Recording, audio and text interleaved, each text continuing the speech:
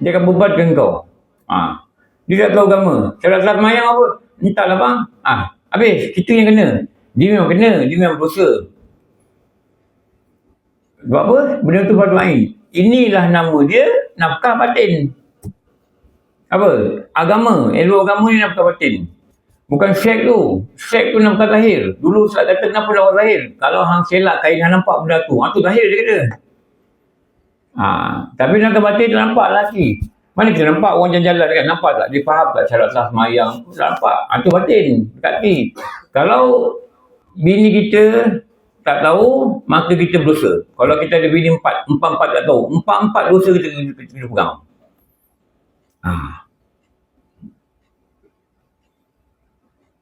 Bini kat rumah tu tak erti ke? Bini bekerja tak erti.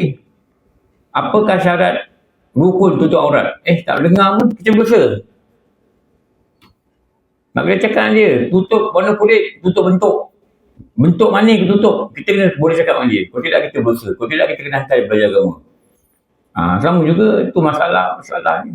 Masalah orang dia pegang dosa orang lain ni dah cukup banyak lah. Syarat-syarat berapa? 8. Kena belajar satu. Apa maksud suci hadas? Apa maksud suci najis? Apa maksud Islam? Apa maksud berakal?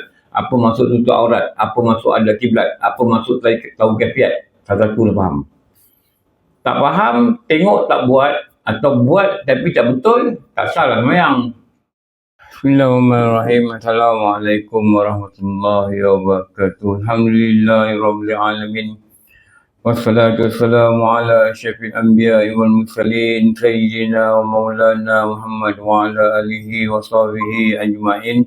Rabbi syrah li sadri wa yassir li amri wa hlul 'uqdatam min lisani yafqahu qawli. Subhanaka la ilma lana illa ma 'allamtana innaka antal alimul hakim. La haula wala quwwata illa billahil aliyyil azim. La haula wala quwwata illa billahil aliyyil azim. La haula wala quwwata illa billahil aliyyil azim. Okey, kita baca tauhid ni. Kita baca kitab tauhid.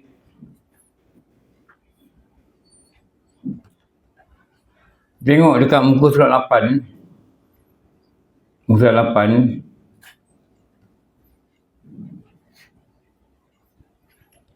Rukun Islam yang kedua. Dia tulis itu. Keduanya. Muka 8.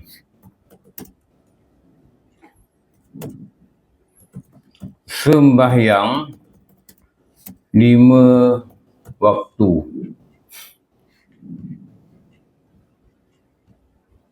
Ni solat ni, ini nama dia rukun Islam ni.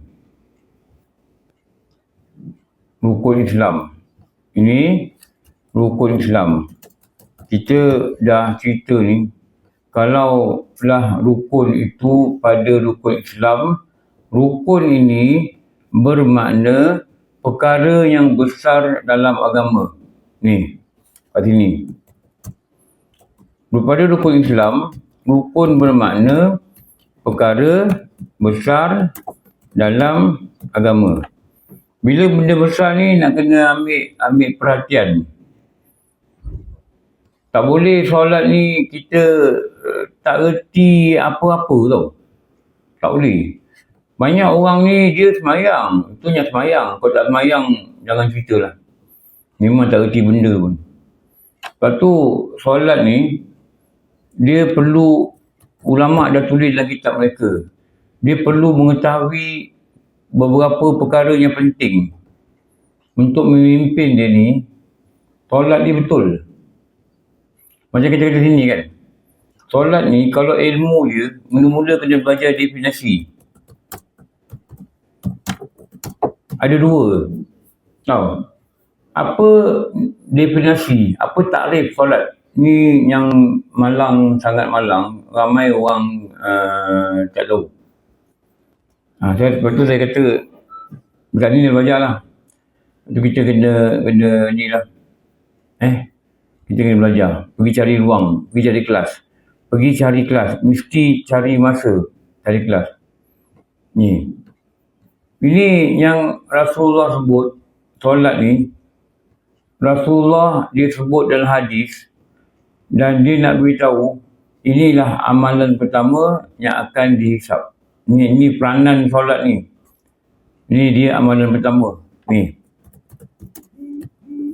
Pertama. Dia amalan pertama yang akan dihisap. Dihitung pada hari akhirat. Ini gagal, habislah gagal. Ini gagal, habislah gagal. Tapi banyak orang dia tak ambil kira lah. Tu kesian tu. Ni amalan pertama ni. Bukan lain. Bukan amalan lain. Amalan pertama. Lepas tu bila amalan pertama ni kita nak kena ambil perhatian.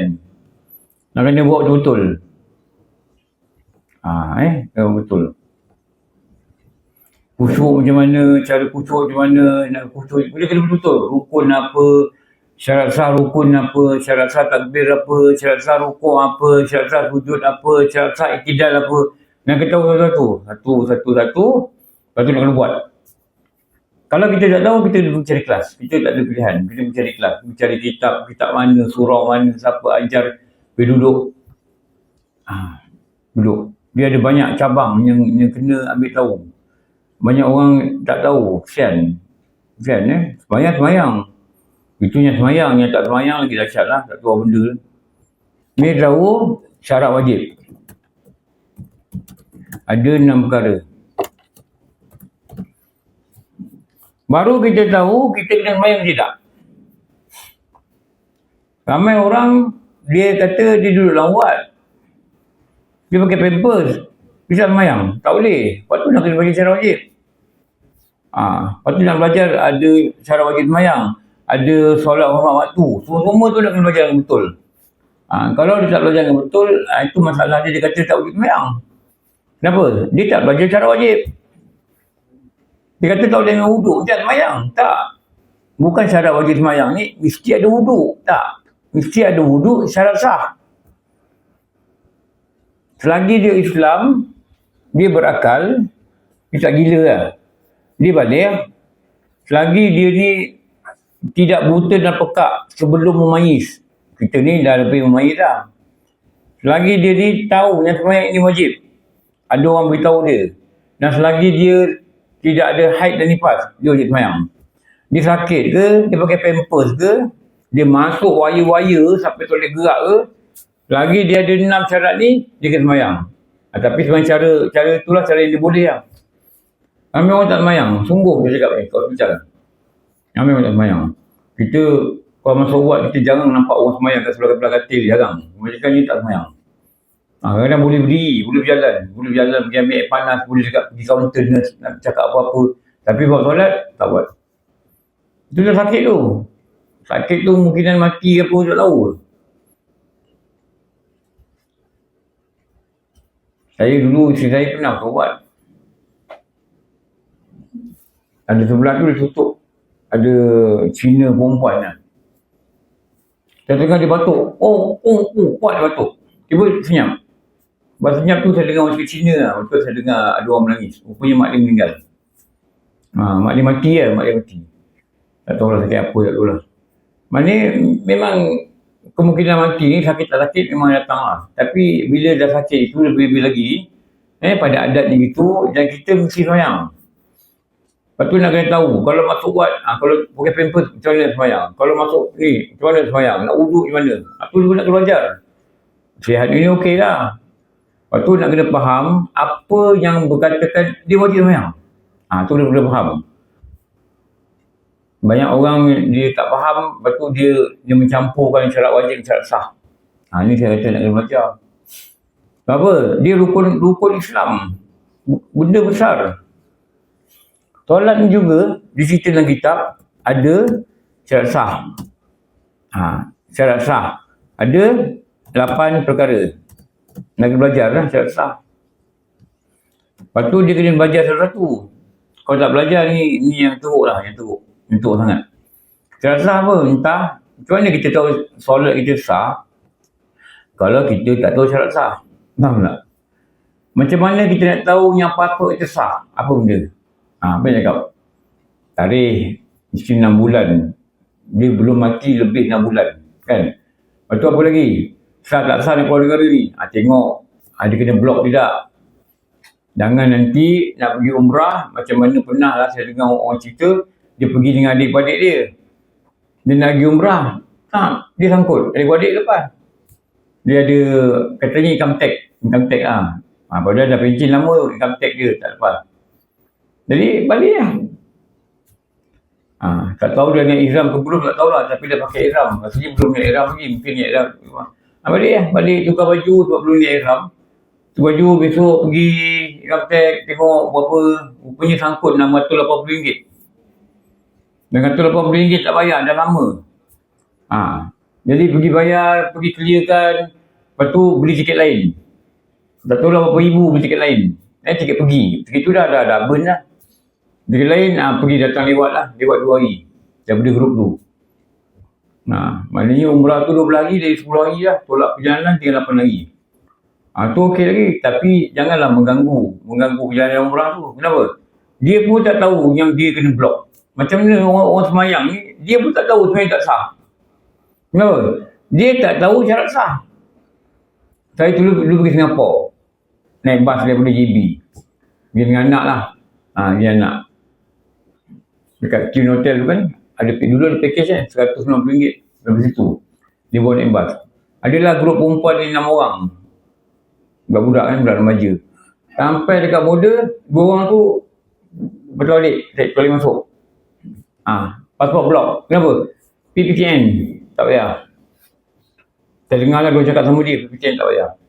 Kawan ni dah lepas, 4 orang ni dah masuk. Dia kena keluar. Lepas tu kena, tak tahulah. Sebab pelancong tu, dia takkan hantar dia. Kau pergilah jalan kaki keluar, kau pandai lah. Kau nak ambil grab ke apa ke, tinggal lah. Kenapa? Dia pun tak tahu yang dia kena blok. Lama lah ni. Lama juga. Semayang dia Allah Ta'ala blok. Tak sah. Kenapa? Dia pun tak tahu syarat sah. Dia tak tahu ni, 8 ni. Sedangkan ini benda besar dalam agama dia yang dia kena ambil tahu. Dia tak tahu. Dia cakap, tak tahu, tak boleh.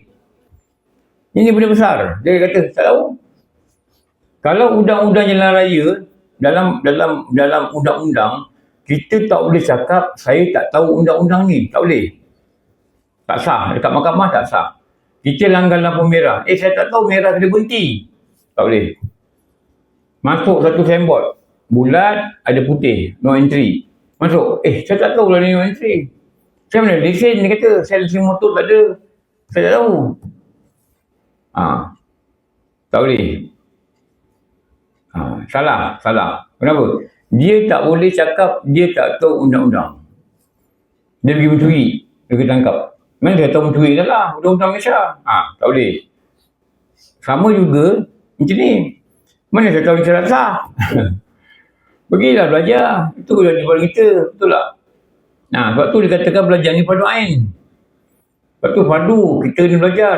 Tanya orang rumah. Syarat sah semayang tahu tak? Tak tahu. Ajar dia. Bawa dia pergi masjid. Kalau tidak dia berdosa, kita pun berdosa. Kalau kita tak tahu syarat sah semayang, bini tak berdosa. Kita je berdosa. Tapi kalau bini tak tahu syarat sah semayang, syarat wajib semayang, benda fardu ain, bini berdosa, kita pun berdosa. Dulu arwah guru ni Pak Yazid ni, orang-orang baru ni, Bedi Jaafar. Dia kata, engkau angkat nikah, engkau dah berbini. Berbini ni dulu orang dulu kata, dia punya takrif, bebanmu ini. Tahu beban tak? Bebanmu ini. Engkau tak ajar dia. Dia pakai ketat keluar rumah. Hari Sabtu, Ahad. Dia pergi family day. Dia pakai seksual ketat. Engkau diam, engkau pandang ni. Besok engkau dosa. Dia memang dosa dah. Engkau pegang dosa dia. Kenapa? Dia beban kat engkau. Dia akan beban ke engkau. Dia tak tahu agama. Syarat sah semayang apa? Entahlah bang. Habis. Kita yang kena. Dia memang kena. Dia memang dosa. Sebab apa? Benda tu fardu ain. Inilah nama dia nafkah batin. Apa? Agama. Ilmu agama ni nafkah batin. Bukan seks tu. Seks tu nafkah zahir. Dulu Ustaz kata kenapa nafkah zahir? Kalau hang selak kain hang nampak benda tu. Tu zahir dia kata. Tapi nafkah batin tu nampak lelaki. Mana kita nampak orang jalan-jalan kan? Nampak tak? Dia faham tak syarat sah semayang? Nampak. Itu batin. Kaki. Kalau bini kita tak tahu, maka kita berdosa. Kalau kita ada bini empat tak tahu. Empat dosa kita pegang.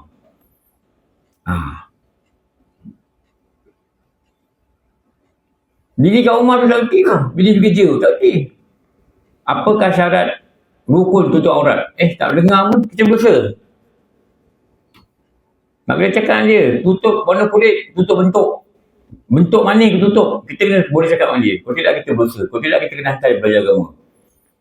Sama juga, itu masalah orang dia pegang dosa orang lain ni dah cukup banyak lah. Syarat-syarat dia berapa? 8. Kena belajar satu. Apa maksud suci hadas, apa maksud suci najis, apa maksud Islam, apa maksud berakal, apa maksud tutup aurat, apa maksud ada kiblat, apa maksud tahu kafiat. Satu-satu dia faham. Tak faham, tengok tak buat, atau buat tapi tak betul, tak salah semayang. Tu ada syarat sah. Lepas tu dia ada apa? Rukun. Rukun ada 13. Dalam rukun ni ada syarat atas rukun.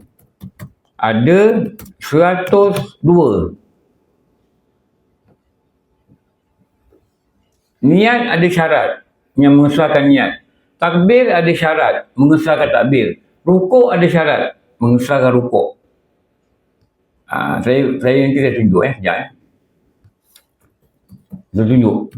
Dia ada dia punya carta.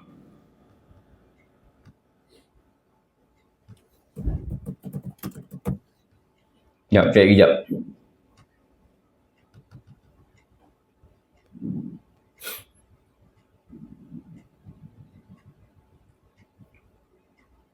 Ni slide ni ada 500 slide.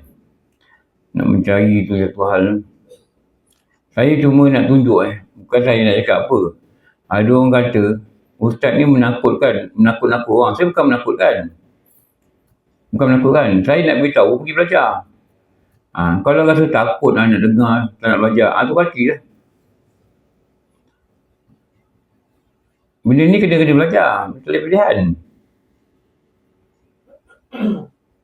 Saya tunjuk ni Okey. Kita tutup hijab.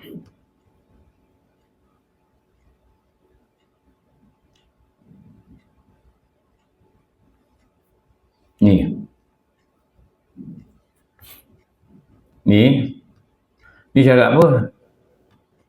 Ni syarat. Ini bukan ni. Online tak nampak Ustaz. Ni.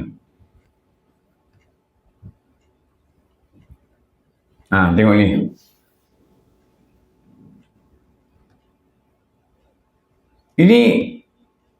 Ini ringkasan. Ringkasan yang saya cakap tadi. Macam mana rukun ni, dia ada syarat-syarat yang mesti dipatuhi. Ni.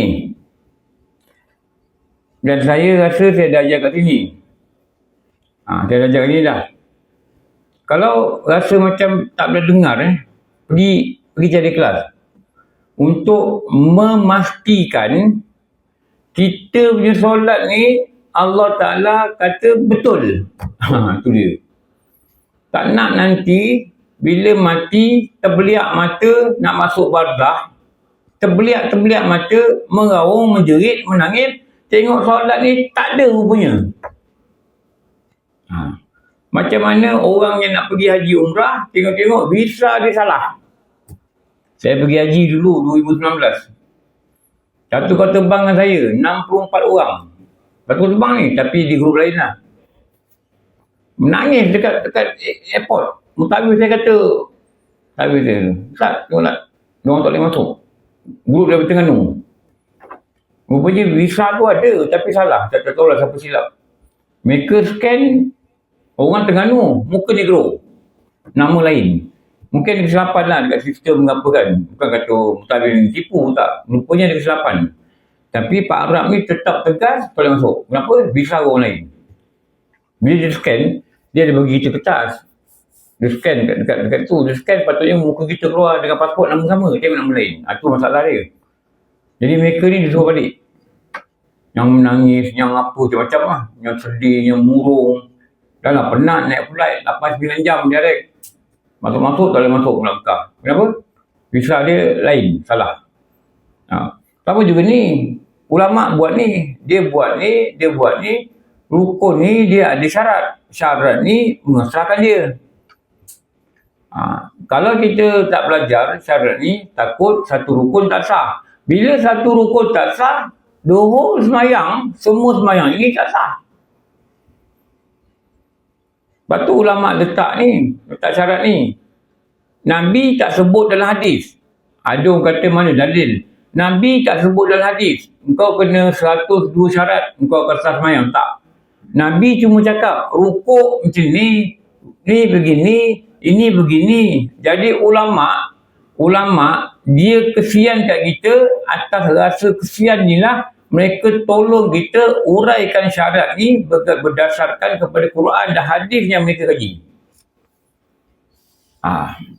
Akhirnya keluarlah benda ni. Kalau nak tengok kitab, pergi tengok kitab Hidayatus Sibyan. Kitab tu ada cerita syarat ni. Ada kitab lain pun ada, kitab penuntut pun ada, tapi cuma dia tidak menyusun 1, 2, 3, tidak. Macam ni lah. Jadi ada berapa ni? Ada 102. Kalau ada benda kita tak tahu, yang kita takut apa? Takut nanti kita tak buat. Ada cara kita buat. Bila ada cara kita buat, nanti akibat dia apa? Akibatnya tak sah rukun. Bila tak sah rukun, nanti tak sah lah solat. Tu dia kata gitu. Lepas tu kita nak kena faham. Jangan salah. Okey.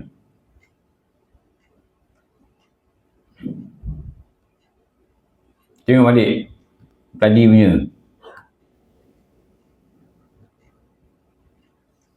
Ni. So dia kata tadi, ada berapa? 102. Apa saja benda yang melibatkan rukun kena ambil perhatian. Haji, puasa. Kena ambil perhatian. Kena belajar sungguh-sungguh haji. Kena tengok. Kena mesti ada niat nak pergi haji. Kena ada akaun tambah haji. Kena isi duit dan tambah haji. Kena standby duit tu jangan usik. Berapa perlu pergi haji? 16,000 ke berapa? Mesti ada. Jangan usik. Ini duit tambah haji 2,000. Itu pun bila rotek mati pergi ambil. Tahun berapa pun nak pergi haji? Banyak orang dia masalah dia macam saya bual dengan ustaz-ustaz daripada Jawi kan. Dia kata dia pun diorang punya perangkaan lah. Diorang punya statistik mereka pernah buat summary dan membincangkan perkara ni lah. Dia kata 70% kat wilayah ni orang bercerai sebab kewangan. Kewangan, duit. Dia lelaki bini bergaduh sebab duit. Dia lelaki bini bergaduh duit. Bila tak duit, lelaki dah lakan bini dah lakan suami, gini, gaduh, jadi gini, ni kereta aku, ni rumah kau, gini, cerai, dia kata.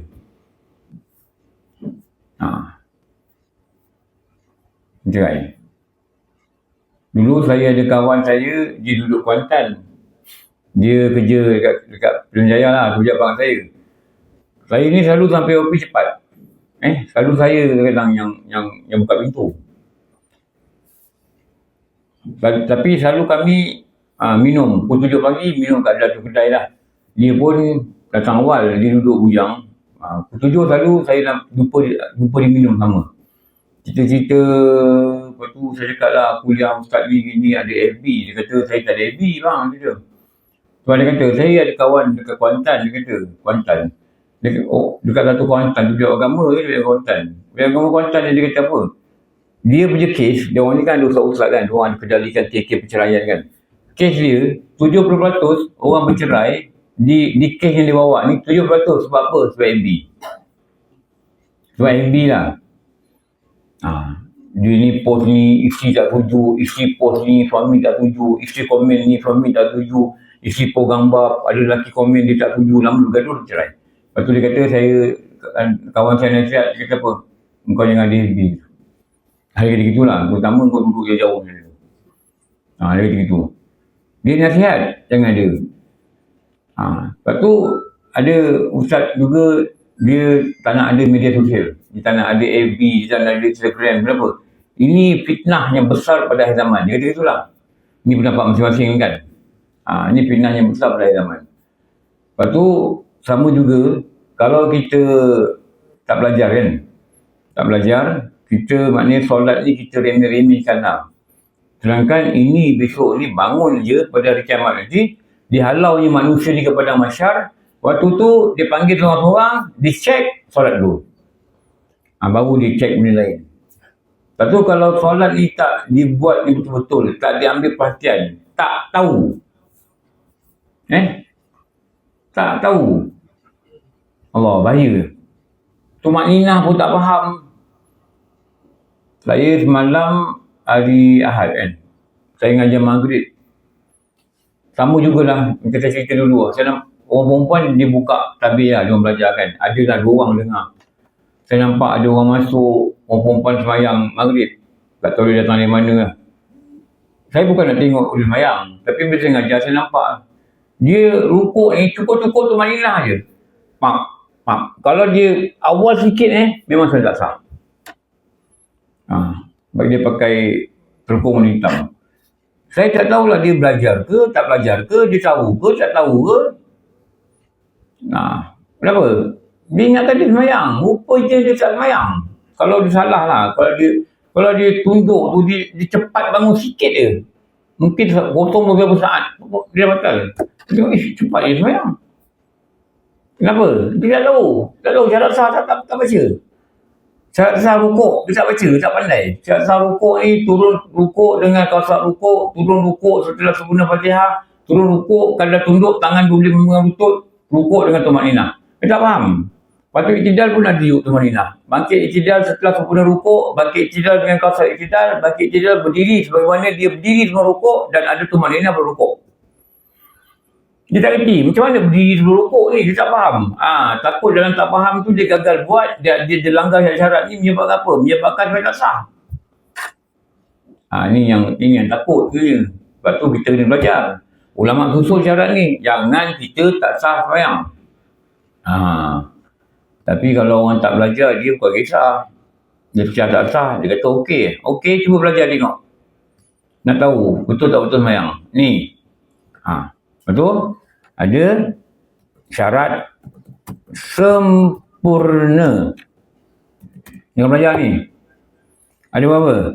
42 syarat. Syarat sempurna ni, dalam ni, dia adalah gabungan rukun dan sunat. Ini yang Ustaz kata dulu ni. Gabungan ni ada 42 syarat. 18 sebelum solat, 18 dalam solat, 6 lepas solat. Di 42. Ini boleh tengok kitab Munyatul Musalli, Syekh Daud Watani. Nak kena belajar, semua nak kena belajar ni. Kalau tak belajar, tak sempurna, silap tak sah. Ni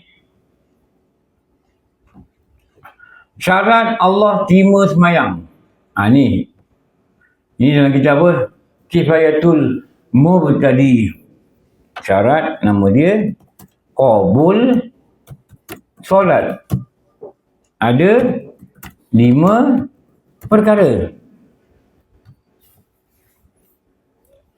Ini ini yang wajib nak belajar ni. Ini belum cakap sunat-sunat solat, perkara yang membatalkan solat. Tak cakap. Makruh-makruh solat. Tak cakap. Ni ada lagi ni. Banyak benda lagi ni. Ni solat. Kalau kita pergi lebih jauh, kita boleh tulis apa? Pembatal solat. Pembatal solat. Ada kitab macam-macam lah. Macam-macam lah solat. Kalau kitab yang kita baca tu ada berapa? Cuba dia kitab ni. Kitab lain, dia nombor lain. Pembatal sembahyang. Sampai 11. Tak apalah, ambil 11 pun tak apa. Ada 11 perkara. Saya nak cakap apa Ni, pembatal solat. Makruh solat.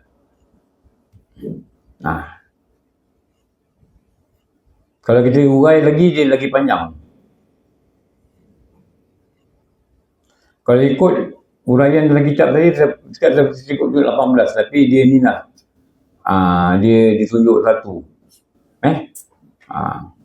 Pembatal solat. Makruh solat dalam kitab hijau tak ada.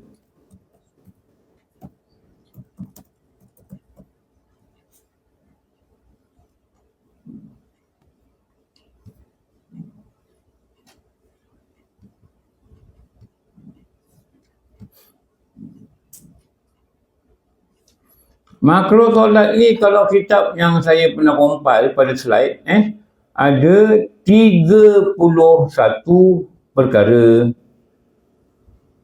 makruh solat. Ini. Makruh solat. Benda nak belajar ni. Sunat solat ada berapa? Hay'ah ada 16. Ab'an ada 7. Turun solat ada 2. 25. Lepas solat 2. 27.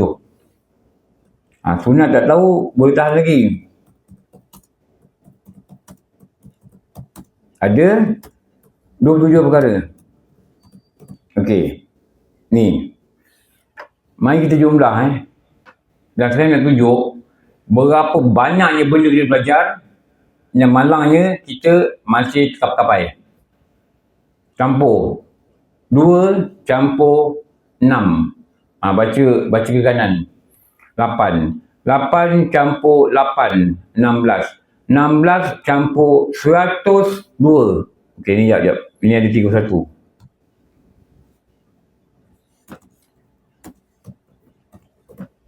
Okey, lagi sekali. 2 campur 6, 8. 8 campur 8, 16. 16 campur 102, 118. 118 campur 31. Berapa? 18 149. 149 campur 42. 191. 191 campur 11. Berapa? 202 campur 27. 229 campur 5. 234. Ni contohlah saya cakap ni. Jadi solat ni dia kena belajar berapa? 234 perkara. Kenapa saya buat catatan ni? Saya nak tunjuk. Kalau tak erti, pergi belajar. Nak tunjuk apa benda makruh solat? Nak belajar lah. Makruh ni apa? Makruh ni amaran. Allah menunjukkan kebencian dia. Makruh ni amaran. Allah memperlihatkan kebencian dia. Kalau tak belajar, memang Allah benci buat benda-benda makruh. Dan kita tak faham. Banyak makruh yang orang pejabat buat. Apa tahu? Orang lelaki semayang tak tutup kepala. Macam ni lah semayang macam ni. Tutup kepala ni, semayang. Allah benci. Allah lihat yang Allah benci. Makruh. Lepas tu saya kata, ambil kopiah, simpan kat sini. Nak semayang, letak. Tidak nanti, semayang kita dalam makruh. Macam mana Allah nak bagi kita khusyuk ingat dia tau? Faham Macam mana Allah nak bagi kita khusyuk ingat dia? Kita buat benda yang kita suka. Dalam kitab Arab apa? Matan Dubat kata, makruh bagi lelaki yang semayang tidak memakai apa-apa kain di atas bahu dia. Tak pakai baju. Baju kita pakai. Dan dia tidak meletak apa-apa kain di atas kepala dia. Songkok tu, kopiah. Jadi semayang makruh. Asal semayang kan makruh. Benda yang kita boleh elak, kita elak lah. Bila makruh ni Allah Ta'ala tak suka tau. Itu makruh. Bukan kalau kita pegang makruh ni kalau buat tak dosa. Tapi tak dosa, tapi Allah benci. Lepas tu yang dikatakan benda yang halal yang paling Allah benci ialah bercerai. Itu dia kata gitu. Dalam solat ni ada juga benda makruh. Ada 31. Lepas tu nak baca benda makruh ni. Antaranya orang lelaki sembahyang tanpa meletakkan apa-apa kait tak kepala. Tu nak kena tengok. Nak kena tengok satu-satu, nak belajar. Kenapa? Dia adalah rukun kepada Islam. Bila kita kata rukun pada Islam, dia adalah perkara besar dalam agama. Bukan benda main-main. Lepas tu ulama' dia letak selibus dalam kitab. Makruh solat, itu, gini, semayang, sunat. Kalau belajar bab semayang ni lama. Sebelum tu, nak masuk bab semayang, belajar wuduk, tarikh wuduk, syarat sah wuduk, fardu wuduk, mandi wajib, syarat sah mandi wajib ada 11. Fardu mandi ada 3. Sunat-sunat mandi ada berapa, makruh mandi ada berapa, semua nak kena belajar. Barulah Islam ini berjalan dengan keadaan yang baik. Bila belajar benda baik, moga-moga mati nanti jumpa perkara baik. Mati nanti jumpa perkara baik. Perkara baik ni apa? Itulah syurga, itulah redha Allah, itulah rahmat Allah. Nak kena faham tau. Nak kena faham. Okey. Yang ketiganya, muka surat 8. Tengok, dia cakap apa ni? Yang ketiganya. Apa yang ketiga dikatakan pada apa? Yang ketiga pada rukun Islam yang ketiga. Tulis ini. Rukun Islam ni. Tapi tak boleh detail. Sebab apa? Ini bagi tauhid macam bercerita je. Apa dia kata dalam kitab ni? Memberi zakat. Lepas tu nak belajar ni pula ni. Tarikh. Ni tarikh. Kemudian nak kena tarikh. Lepas tu zakat ni. Kalau saya tulis perkataan dia macam ni lah. Macam mana yang saya tulis tadi kan. Zakat. Apa benda nak belajar zakat ni? Mula nak belajar tarikh. Lepas tu nak belajar apa? Jenis harta yang dikenakan zakat. Nak belajar. Takut kita harta tu bila ada. Ni. Jenis harta yang wajib zakat. Nak belajar. Lepas tu nak belajar apa lagi? Ni. Syarat. Keluar zakat. Apa syarat dia? Nak belajar. Antaranya haul dan nisab. Ini haul pun tak tahu, nisab pun tak tahu.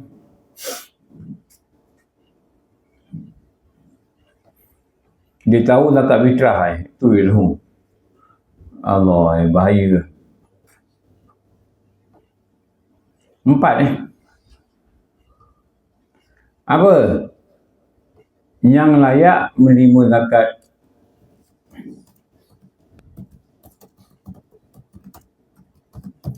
Ini apa dia?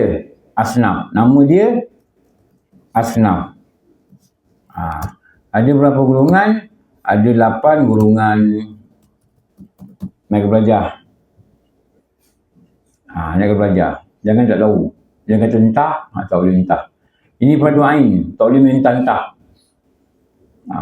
Macam mana cara berenang? Tak tahu. Tak apa, tak berusaha. Apa zakat? Tak tahu. Berusaha. Tak boleh entah. Ini benda wajib, boleh tahu. Mesti tahu. Tak tahu, pergi belajar. Pergi belajar. Pergi malam-malam, pergi cari surah masjid. Pergi cari. Minta dengan Allah. Izinkan aku belajar, ya Allah. Aku tak nak dosa. Dosa apa? Dosa tak belajar fardu ain. Pergi belajar, cari.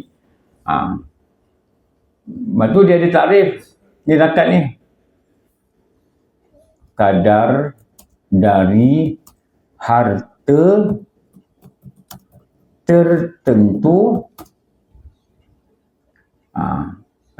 kadar dari harta tertentu yang dikeluarkan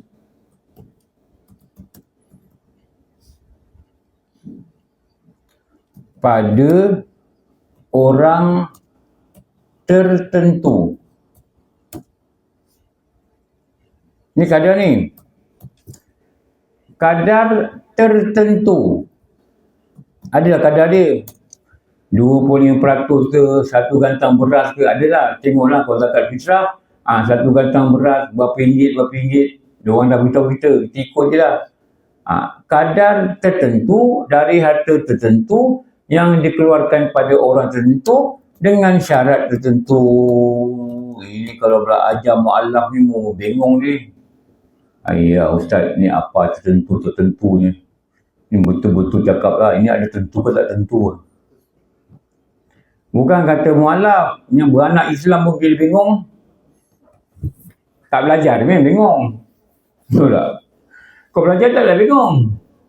Apa Ustaz ni, zakat yang saya tahu saya bayar RM8 bulan Ramadan. Saya tahu. Apa benda ni, kadar tertentu. Dia ada kadar dia. Dia ada kadar dia. Kalau emas, berapa banyak kena keluar. Kalau perak, banyak mana kena keluar. Kalau fitrah, berapa banyak kena keluar.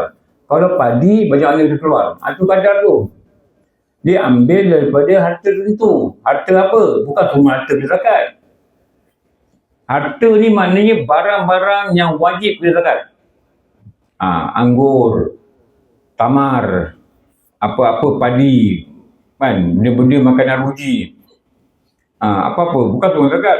Rambutan, tak kena zakat. Durian, tak kena zakat. Walaupun durian dia ni banyak betul, tak kena zakat. Jadi ada harta tertentu je. Lepas tu ada zakat fitrah, ada zakat perniagaan, ada zakat galian. Tu. Jadi harta tertentu. Berapa yang ada keluar? Ada kadar tertentu. Dia keluarkan pada siapa? Ada orang tertentu boleh dapat. Tak semua orang boleh ambil zakat, tak boleh. Orang kata bagi pada LGBT nak mula kehidupan baru, tak boleh. Tak boleh. Dia ada takrif ni, fisabilillah ni, takrif ni ulama' dah sediakan. Lepas tu nak kena belajar. Semua ni kena belajar, betul. Nak kena belajar. Tak boleh ikut takrif kita, tak boleh. Tengok ulama' kata apa. Ambil kata ulama', mereka dah menyusun, mereka dah sepakat. Dengan syarat tentu. Ada syarat dia pula. Syarat. Kalau lembu itu dibuat bekerja, dia tak kena zakat. Kalau emas itu dibuat pakaian, dia buat pakai-pakai kat lengan, dia kena zakat. Dengan syarat dia tak pakai lebih daripada uruf. Itu dah kena belajar syarat tu. Kenapa? Sebab apa? Takut kita tak laksanakan rukun. Ada orang tanya, dia kata kawan dia ni, emas ada banyak simpan. Tapi dia ni ibu tunggal. Dan dia ni tak tahulah macam mana dia dapat zakat atas nama ibu tunggal. Saya tahu. Lepas tu dia tahu dapat zakat. Mana dia penerima zakat ibu tunggal? Tak. Penerima zakat ni fakir, miskin. Kalau ibu tunggal kaya, dia tak boleh ambil zakat tu. Jadi tak tahu macam mana orang hantar nama dia dapat zakat bila bulan Ramadan. Bantuan yang raya dengan duit zakat. Tak boleh. Lepas tu bila kawan dia kata, kau ni emas, kau ni kau tak pakai, dia kata, takkan aku dah kena buat zakat. Aku ni terima zakat. Kau dia kata, macam mana kau terima zakat kan? Dia APF 3-4 ribu. Dia kata, tak tahu dia masuk nama aku ibu tunggal. Ibu tunggal, dia ibu tunggal. Bukan beri zakat. Bukan beri zakat. Anak yatim, bukan beri zakat. Tapi kalau anak yatim tu miskin, baru boleh berzakat. Lepas tu nak kena faham fakir apa, miskin apa. Lepas tu kalau kita tak faham, kita bagi bersalah orang, tak sah. Dulu, saya ingat dulu masa isteri saya sakit dekat hospital. Lepas tu nak mengandung lah. Mak saya tolong lah, jaga anak saya kerja kan. Mak saya tolong. Saya balik kerja, mak dia kata, ni tadi ada orang ketuk rumah, dia ketuk. Mak dengar dia ketuk 2 flat kan. Dia ketuk setiap rumah, dia bagi beras. 1 kilo seorang. Lepas tu, mak tanya berapa? Dia kata berapa fidyah. Saya kata, kita tak boleh terima mak. Saya pun ambil lah bagi pada orang yang saya rasa layak. Tak boleh bagi fidyah pada semua orang. Fidyah ni orang miskin. Tahu? Dia pergi bungkus, dia bagi satu flat. Tak boleh. Bukan flat semua miskin. Kebanyakannya bukan miskin. Jadi tak sah lah. Aku tak sah. Dan kita tak terima. Tak terima. Saya ada buat pelajar ni kadang masuk duit. Ustaz, ni duit zakat untuk Ustaz. Saya tak payah terima zakat. Kita bukan miskin. Jadi saya ambil duit tu, saya bagilah pada orang yang saya tahu. Dia ni memang terima zakat. Setiap bulan dia dapat zakat. Sebab dia keadaan dia yang susah. Saya pergi daripada orang tu. Tak boleh saya ambil. Dia masuk akaun saya. Dia kata ni duit zakat saya. Tak boleh. Kalau zakat, cakap duit zakat. Kalau nak bagi saya, cakap nak bagi saya. Kan? Ustaz ni juga untuk pengajian. Ustaz nak beli barang-barang ke tak apa. Saya terima. Nanti kalau bawa barang-barang, kitab ke, saya nak beli ke, saya guna duit tu. Tak apa. Tapi kalau duit zakat, saya tak terima. Tu dah faham ni zakat ni macam mana. Apa keadaan. Sebab tu takrif ni yang dulu masa Pesul Tauliah ni, soalan tulis, ini ada soalan ni. Sebutkan takrif zakat. Ni jawapan dia. Dia adalah kadar tertentu. Bukan semua kena keluar. Kadar berapa persen ada. Kadar tertentu daripada harta tertentu yang dikeluarkan harta tu kepada orang tertentu dengan syarat tertentu. 4 kali tertentu. Apa syarat dia? Haul, nisab, cukup nisab, kebilangan. Kalau unta, berapa ekor, 40 ekor, macam mana, lembu, macam mana. Kalau kijang kena zakat tak, kenapa, apa yang kena zakat. Tu dah kena belajar lah semua tu. Walaupun kita tak ada bela lembu, tapi wajib belajar pada padu ain untuk memahami apa dizakat pada binatang ternak. Zakat perniagaan macam mana? Kalau saya kerja gunting rambut, kena tak zakat? Saya buat perniagaan gunting rambut. Zakat perniagaan ni tijarah. Tijarah ni jual beli. Jual beli ni ada stok jual, beli, balik jual. Itu yang tu yang zakat. Tu nak kena faham betul-betul. Okey. Nanti kita sambung yang keempat, puasa di bulan Ramadan pada muka 8. InsyaAllah. Moga-moga Allah Ta'ala diberi kita satu benda. Apa dia? Kita rasa, aku ni tak tahu, takkan aku tak buat diam. Dia bagi kita tu cukup lah. Itulah nikmat kesedaran yang besar. Ada orang dia dengar-dengar pun tak beri sama macam dulu. Itu tak boleh buat apa. Sebab Allah Ta'ala yang berubah kita, bukan kita. Kita yang minta. Kalau dia berubah cerita dengan rahmatnya, dia berubah cerita, kita boleh berubah. Kalau tak ubah, kita akan dengar dan kita akan rasa apa, kawan aku tak tahu. Kita akan macam itu. Itu malang lah. Itu rezeki masing-masing lah. Apa yang Allah Ta'ala berikan kita tak tahu. Tapi kita harap yang ditakdirkan itu lebih baik. Okey. Dah. Nanti kita sambung. InsyaAllah. Alhamdulillah Rabbil Alamin. Wassalamu ala syafi'il anbiya'i mursalin wa ala alihi wa sahbihi ajma'in. Rabbana zalamna anfusana wa in lam taghfir lana wa tarhamna lanakunanna minal khasirin. Rabbana atina fid dunya hasanah wa fil akhirati hasanah wa qina adzabannar. Wa sallallahu ala sayyidina Muhammadin wa ala alihi wa sahbihi wasallam. Alhamdulillah Rabbil Alamin. Ampun maaf semua segala kekurangan. Wabillahi alam. Assalamualaikum warahmatullahi wabarakatuh.